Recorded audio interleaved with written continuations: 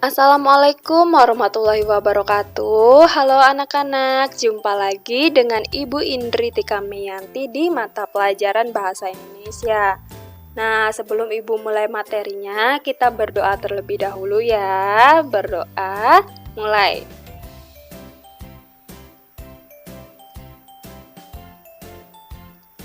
Berdoa selesai. Nah, untuk materi bab 1 kita sudah selesai ya. Kita akan beralih ke bab 2.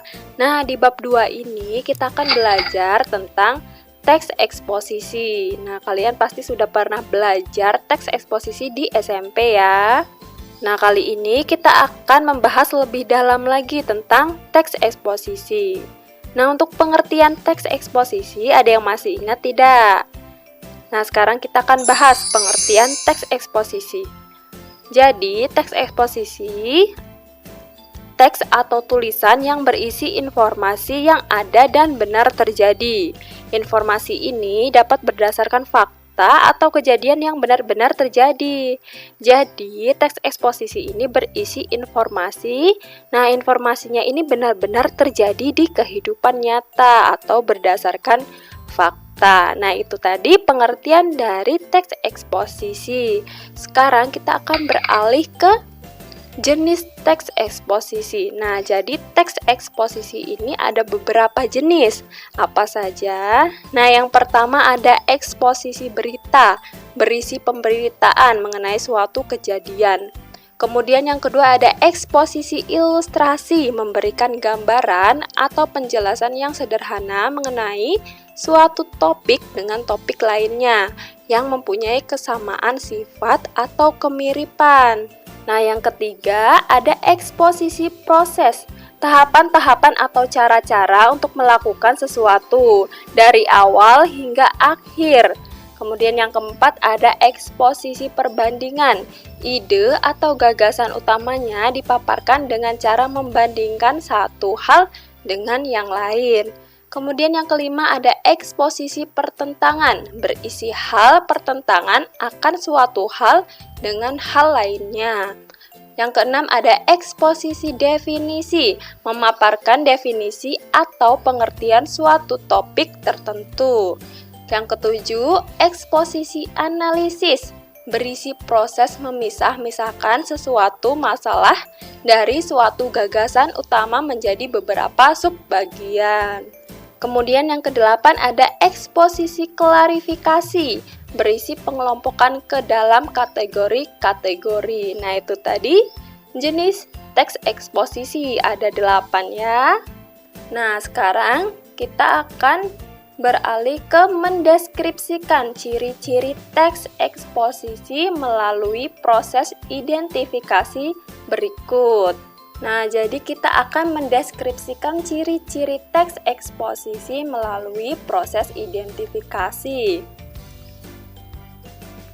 Nah, jika kita akan mendeskripsikan teks eksposisi, kita dapat melihat cirinya. Nah, cirinya ada apa aja saja?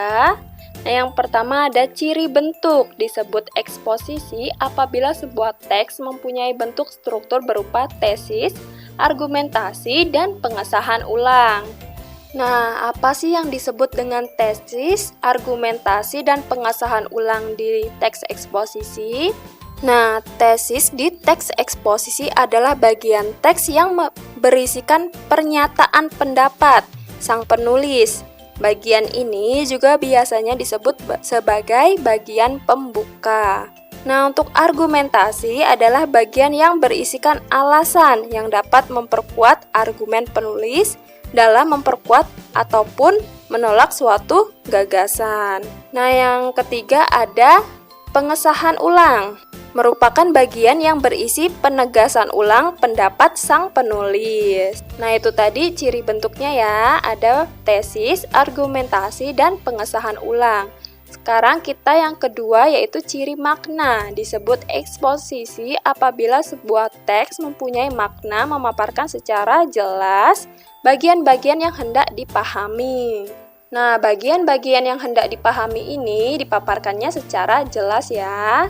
Yang ketiga ada ciri isi, disebut eksposisi apabila sebuah teks berupa informasi yang mencakup berita, ilustrasi, proses, perbandingan, pertentangan, definisi, analisis, dan klarifikasi.